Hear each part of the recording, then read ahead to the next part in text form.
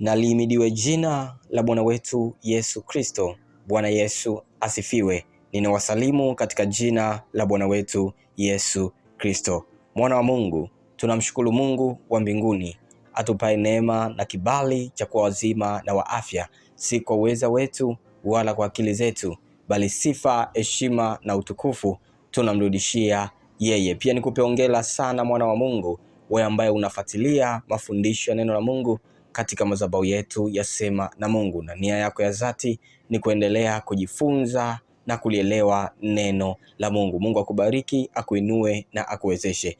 Pia nikupe pole sana ndugu yangu, wewe ambaye unapitia wakati mgumu katika shida, tabu na magonjwa. Napenda kukutia neno la faraja kwamba Mungu yupo, endelea kutafuta uso wake naye atakuja juu yako, ataondoa huzuni na kukuvika furaha. Bwana Yesu asifiwe. Mimi naitwa Antoni na hii ni madhabahu ya Sema na Mungu, inayopatikana maneno ya Bwana ambayo ni chakula chetu cha uzima. Bwana Yesu asifiwe. Mwana Mungu, napenda kukaribisha sana katika neno la Mungu ambalo Mungu ametupa neema na hata kibali tuweze kujifunza na kuelewa mapenzi yake katika maisha yetu. Pia ninaomba Roho Mtakatifu aliye mwalimu na kiongozi akawe juu yako, akufundishe, akufahamishe na kukuelekeza neno la Mungu linasema nini. Bwana Yesu asifiwe. Tunalo neno ambalo Mungu ametupatia ambalo limebeba kichwa cha somo kinachosema usikivu wa kusikiliza sauti ya Mungu ni ulisi wa baraka za Mungu kwa mwanadamu. Usikivu wa kusikiliza sauti ya Mungu ni ulisi wa baraka za Mungu kwa usikivu wa kusikiliza sauti ya Mungu ni ulisi wa baraka za Mungu kwa mwanadamu. Bwana Yesu asifiwe. Bwana Yesu asifiwe. Usikivu wa kusikiliza sauti ya Mungu ni ulisi wa baraka za Mungu kwa mwanadamu. Bwana Yesu asifiwe. Katika maisha ya duniani, katika maisha ya mwanadamu, tunahitaji baraka za Mungu zitawale katikati yetu.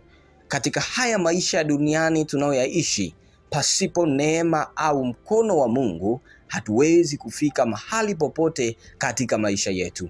Tunaweza tukatumia akili na nguvu tulizo nazo, lakini haziwezi zikatusaidia pasipo kuwapo na msaada wa Mungu. Ndiyo maana neno la Mungu likasema ya kwamba ninyi pasipo mimi hamuwezi kufanya neno lolote. Maana yake mimi na wewe pasipo Mungu hatuwezi kufanya neno lolote. Tunamhitaji Mungu katika maisha yetu ili aweze kutusaidia, aweze kutuwezesha, aweze kutufanikisha kwa kila jambo tunalofanya katika maisha yetu. Tunapoisikiliza sauti ya Mungu ni ulisi wa baraka za Mungu katika maisha yetu wanadamu. Naomba tusome kile kitabu cha Isaya sura ya 55 na ule mstari wa 3.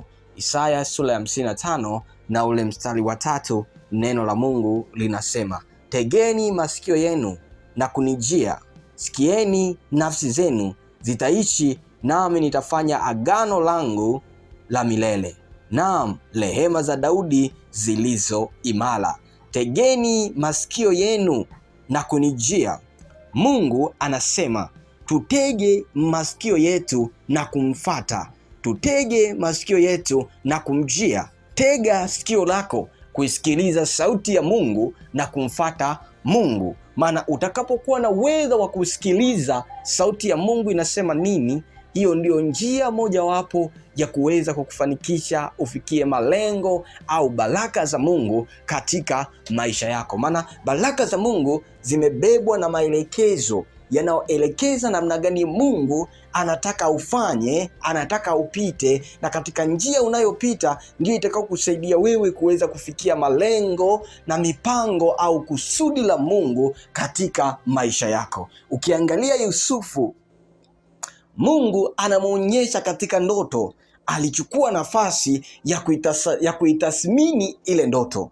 Mungu anampitisha katika njia mbalimbali ikiwa ni lengo la kuweza kutimiza kusudi la Mungu katika maisha ya Yusufu. Lakini pia ukiangalia Ibrahim, Mungu anasema naye ya kwamba toka katika nyumba ya baba yako na uende mahali ambapo nimepachagua.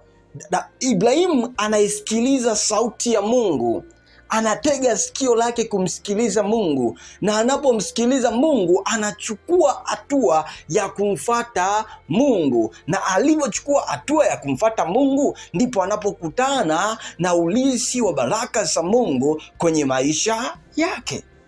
Bwana Yesu asifiwe. Sasa unahitaji ufanikiwe pasipo kumsikiliza Mungu. Unahitaji ufanikiwe pasipo kumfuata Mungu. Ni vitu viwili tofauti. Ili uweze kuziona baraka za Mungu zinafanyika msaada kwenye maisha yako, ili uweze kuziona baraka za Mungu zinatawala pamoja nawe, lazima ukae chini na kutega sikio lako kumsikiliza Mungu anasema nini na anakuelekeza nini, na utakapochukua hatua ya kufata kile anachokuelekeza, ndiko mbele katika maelekezo au njia uiendeayo utakutana na baraka za Mungu kwenye maisha yako. Neno linasema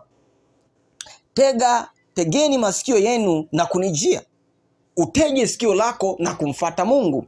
Kisha anasema sikieni, nafsi zenu zitaishi. Mungu anatoa ahadi ya kwamba utakapotega sikio na kumfata na kumsikia na kumfata, anakwambia ya kwamba nafsi yetu zitaishi, nafsi zetu zitaishi. Kitendo cha kumfata Mungu, Mungu ni Mungu aliye hai. Mungu ni Mungu ambaye anaishi milele yote. Mungu ni Mungu ambaye ana nguvu. Anasema ya kwamba tutakapoweza kusikiliza, kutega sikio letu na kumfata na kusikia, ya kwamba nafsi zetu zitaishi, kwa sababu yeye anaishi na sisi tutaishi, kwa sababu tunafuata maagizo ya Mungu, tunamsikiliza Mungu na kutembea katika njia ya Mungu.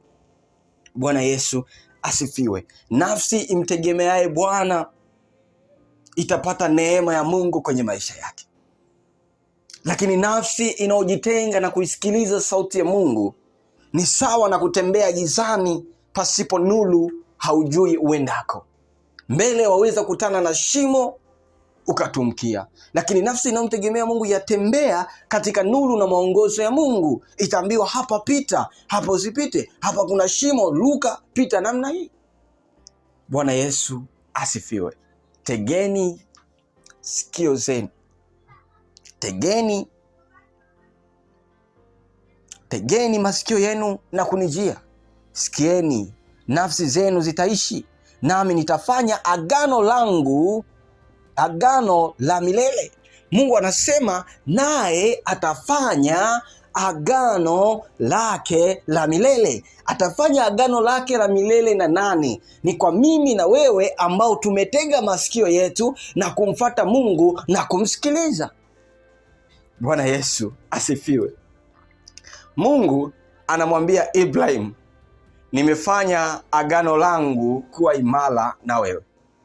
Mungu anazungumza na Ibrahim, lakini Ibrahim analipata agano la Mungu, au mpaka Mungu anafanya agano na Ibrahim. Mwanzo Ibrahim alitega sikio kumsikiliza Mungu, na alivyotega sikio kumsikiliza Mungu hakuishia hapo, alichukua hatua ya kufata maelekezo ya Mungu, na hayo maelekezo aliyoyafuata ndiyo yaliyomsaidia kufikia malengo na kusudi la Mungu katika maisha yake. Neno nasema, naam, rehema za Daudi zilizo imara, na rehema za Daudi zilizo imara.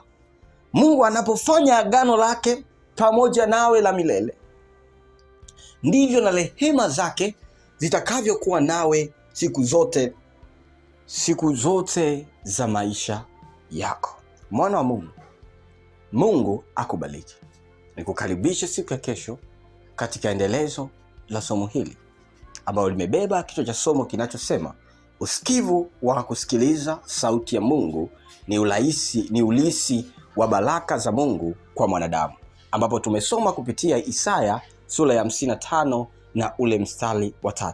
Mungu akubariki na Mungu akuwezeshe. Ulikuwa nami, naitwa Antoni, na hii ni madhabahu ya Sema na Mungu, yanayopatikana maneno ya Bwana ambao ni chakula chetu cha uzima. Neema ya Bwana ipita fahamu zote za wanadamu ikujilie juu yako. Amen.